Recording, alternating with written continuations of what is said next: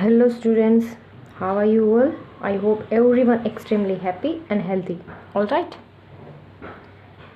Okay, so as you all know that we completed chapter time, measures of time. All right. Okay, so today in this lecture we are going to start next one chapter, that is chapter number 13, data handling. Page number 151 in your textbook also. Data handling. Alright, so get set go exercise first of all. That means you already learned this chapter in previous standard. Alright, okay, so let's revise. So reading a pictograph. So what is a pictograph? Okay, so any information here given, page number 151 पे, and information can be expressed in a number of ways. मतलब कोई भी information है उसको express करने के लिए बहुत सारे वे है. ऑलराइट, अगर वो टेबल्स में लिखा होता है, अगर वो कोई भी इंफॉर्मेशन को सिंबल्स में लिखा होता है या साइन में या पिक्चर्स में, ऑलराइट, इसे डिस्क्राइब किया होता है कोई भी इंफॉर्मेशन को.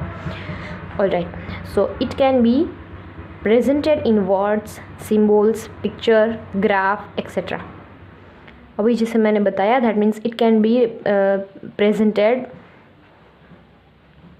वर्ड्स में होता है, वो कोई सिंबल्स में है, कोई पिक्चर्स में है या फिर कोई ग्राफ में है. Alright, okay.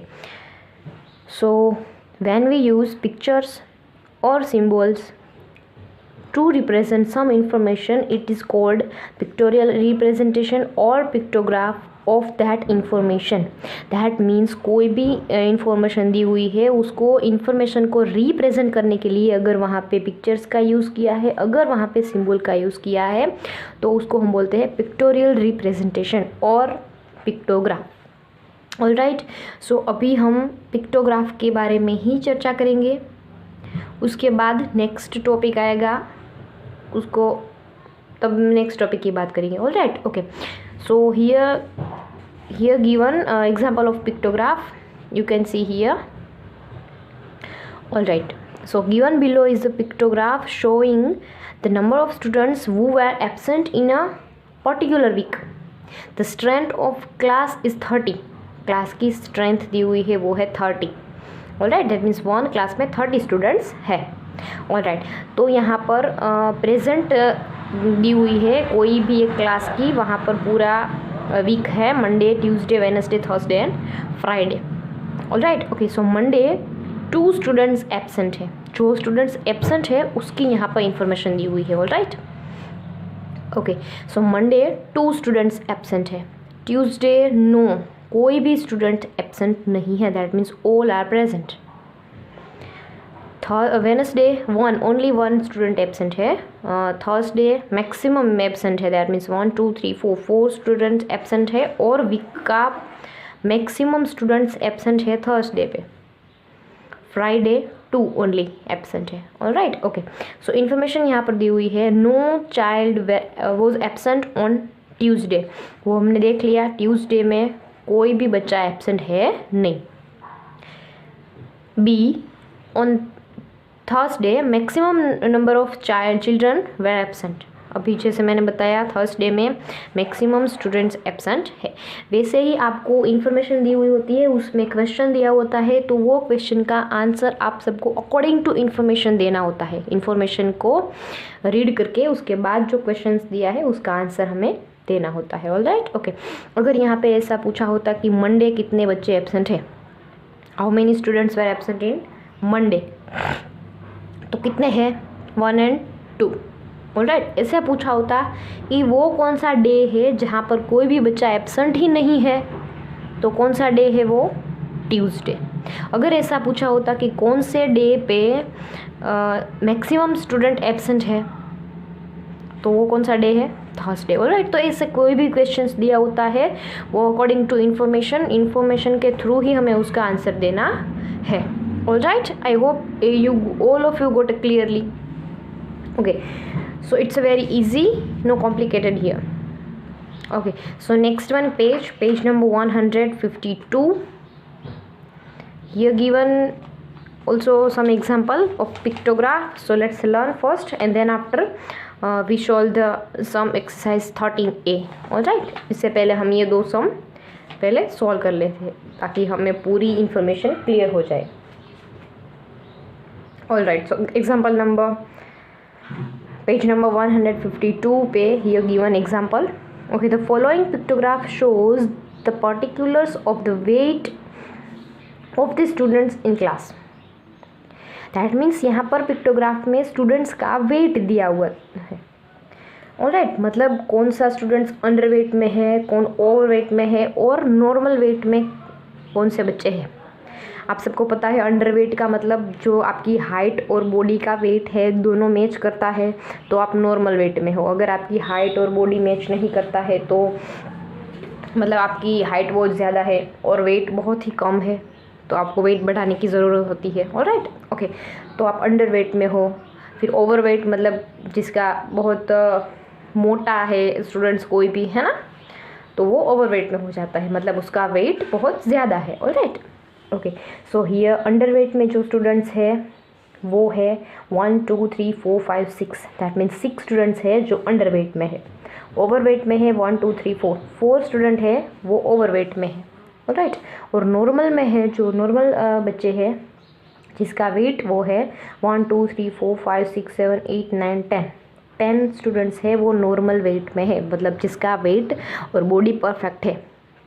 Alright, okay, so here given information students वो are underweight is equal to, मतलब अभी हमने काउंट किया अंडर वेट का स्टूडेंट्स है वो कितने हैं 6.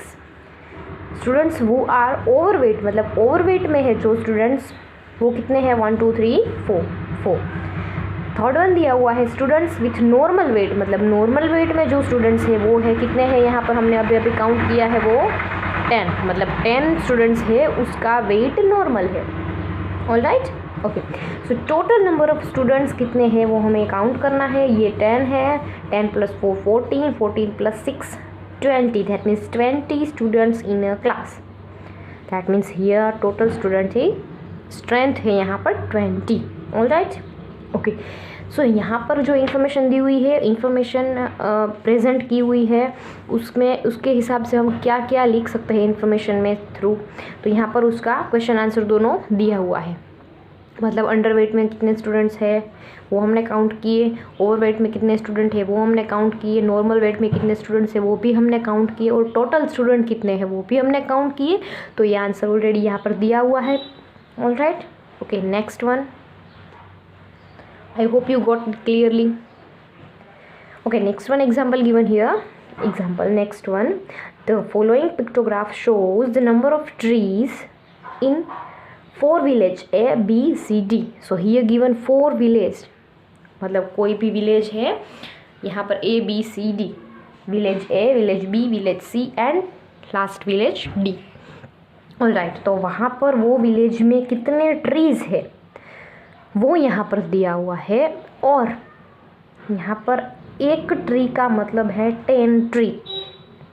ऑलराइट, मतलब जो एक ट्रीज़ है वहाँ उसको हम काउंट करेंगे 10 ट्रीज़ में. कितने 10. ऑलराइट, ओके, सो विलेज ए में 1 2 3, मतलब विलेज ए में जितना भी ट्री है उसको हम मल्टीप्लाई करेंगे किससे 10 से. बिकॉज क्यों करेंगे, क्योंकि यहाँ पर 1 ट्री का दिया हुआ है स्टैंड फॉर 10 ट्री, मतलब एक ट्री है वो 10 ट्री को स्टैंड करता है. ऑलराइट, ओके, सो यह विलेज ए 1 2 3 4 5 6 7 8. दैट मीन्स 8 है तो यहाँ पर 8 × 10 करेंगे तो आंसर आया 80. मतलब विलेज ए में कितने हैं ट्री 80. विलेज बी में 1 2 3 4 5, तो 5 × 10 करेंगे तो 50. मतलब विलेज बी में कितने हैं, how many trees in village B 50. Village C में देखें तो 1 2 3 4 5 6, सो 6 × 10 इज इक्वल टू 60. मतलब village C, in village C there were 60 trees. Last one village D 1 2 3 4 5 6 7, so 7 × 10 is equal to 70. Alright, okay, so ये यहाँ पर जो था एग्जाम्पल और यहाँ पर एग्जाम्पल है, वो दोनों में डिफरेंस कौन सा है? यहाँ पर जो साइन था उसका मीनिंग वही था, मतलब उसमें कोई कॉम्प्लिकेशन नहीं है। बट यहाँ पर जो ट्रीज़ है, 1 tree is equal to 10 tree, हमें ये काउंट करना है। तो हम जो भी यहाँ पर सिंबल दिया है उसको मल्टीप्लाई करेंगे, जो भी यहाँ पर दिया है। अगर यहाँ पे 5 दिया होता तो हम 5 से मल्टीप्लाई करते, अगर 2 दिया होता तो हम 2 से मल्टीप्लाई करते। But here given 10, so we have to multiply with 10। All right, okay. So यहाँ पर इंफॉर्मेशन अभी दी हुई है। in all there are 26 multiply 10 is equal to dash trees, मतलब 260। दैट मीन्स ऑल ट्रीज कितने हैं वो हमें फाइंड आउट करना है। तो 80, 50, 60, 70 ये सब का हमें करना है एडिशन। दैट मीन्स पहले 80 है तो 80, उसके बाद 50, उसके बाद 60 और लास्ट में है 70। तो सबका एडिशन करना है हमें। कितना हुआ? 0। 8 + 5 13, 13 + 6 19, 19 + 7 26। तो कितने हुए total trees? 260। So here answer 260। All right, okay. So B1 question, village A has maximum number of trees, मतलब कौन से, यहाँ पर तो ऑलरेडी दिया है कि विलेज ए में सबसे मैक्सिमम ट्रीज है और सबसे कम है विलेज बी में। Minimum number of trees village B में है। बट यहाँ पर ऐसा क्वेश्चन पूछा जाता है कि मैक्सिमम नंबर ऑफ ट्रीज कौन से विलेज में है, मिनिमम नंबर ऑफ ट्रीज कौन से विलेज में है। यहाँ पर ऑलरेडी दिया हुआ है कि village A has maximum number of trees and village B has minimum number of trees. You can see here A में सबसे ज़्यादा है और बी में सबसे कम है 50 और here 80। Right, okay. So now exercise 13A। अभी हम जो बात करने जा रहे हैं वो है exercise 13A, page number 153। Question number first one, the pictograph given below shows the total collection of books in a library on different subjects. Read the pictograph and answer the following questions. ये pictograph दिया हुआ है वो किसकी information है? Total collection of books in a library on different subject. जो books का collection library में है और वो भी डिफरेंट सब्जेक्ट में है। ऑल राइट, तो उसका यहाँ पर कलेक्शन दिया हुआ है। All right, that means English की सब्जेक्ट है, इंग्लिश की सब्जेक्ट में इतनी बुक है, हिंदी के सब्जेक्ट में इतनी है, math, science and French. Okay, so यहाँ पर है एक book stand for 10 books. Similar यहाँ पर ट्री में वही था, एक tree stand for 10 trees. Similar here 1 book stand for 10 books, मतलब एक बुक है उसको हम काउंट करेंगे 10। दैट मीन्स जो यहाँ पर इंग्लिश में है 1 2 3 4 5 6, तो हम क्या करेंगे, जितना भी दिया है उसको मल्टीप्लाई करेंगे जो यहाँ पर दिया हुआ है उससे। तो यहाँ पर दिया है 10, सो 6 multiply with 10। All right, so final answer 6 10 60। Similar Hindi की बुक में 4 1 2 3 4, तो यहाँ पर करेंगे 4 मल्टीप्लाई विथ 10, 4 10 40। मैथ्स में है 5, सो 5 10 50। साइंस में है 1 2 3 4 5, अगेन 5 5 10 50। नेक्स्ट है फ्रेंच, मतलब फ्रेंच लैंग्वेज में बुक है, तो वह है 2 multiply with 10 is equal to 20। All right, okay. अब यहाँ पर दिया हुआ है क्वेश्चंस और हमें उसका आंसर देना है according to information. All right, how many books, how many maths books are there in a library, मतलब मैथ्स की बुक लाइब्रेरी में कितनी है। तो हम यहाँ पर देख सकते हैं 5 थी, बट एक बुक स्टैंड फॉर 10 बुक्स, मतलब एक बुक के लिए हम 10 काउंट करेंगे। तो यहाँ पर 5 है तो 5 मल्टीप्लाई 10 किया तो कितनी हमें मिली है? 50 बुक्स। कितनी है? एक बुक है वो स्टैंड करता है कितनी बुक्स है? Yes 50। So here final answer is maths book है। ओके, आप यहाँ पर आपको जानकारी रहे इसलिए आप ऐसे लिखते हैं 5 + 5 multiply with 10 is equal to 50. All right, that means maths की बुक लाइब्रेरी में कितनी है, तो वो हमने काउंट किया 5 multiply with 10 is equal to 50. All right, okay. So next one question, second one, B1. Which subject has maximum number of books. मतलब maximum number of books कौन से सब्जेक्ट में है, कौन से सब्जेक्ट में है. ओके, हम देख लेते हैं. इंग्लिश में है 60, 6 मल्टीप्लाई 10 60. हिंदी में है 4 मल्टीप्लाई 10 40. मैथ्स में 5 मल्टीप्लाई 10 50. साइंस में सिमिलर 50. फ्रेंच में 20. तो सबसे ज़्यादा किस में आई है, 60. तो वो कौन सा सब्जेक्ट है, इंग्लिश. तो यहाँ पर हम लिख सकते हैं English. All right, English. Next, which subject has minimum number of books.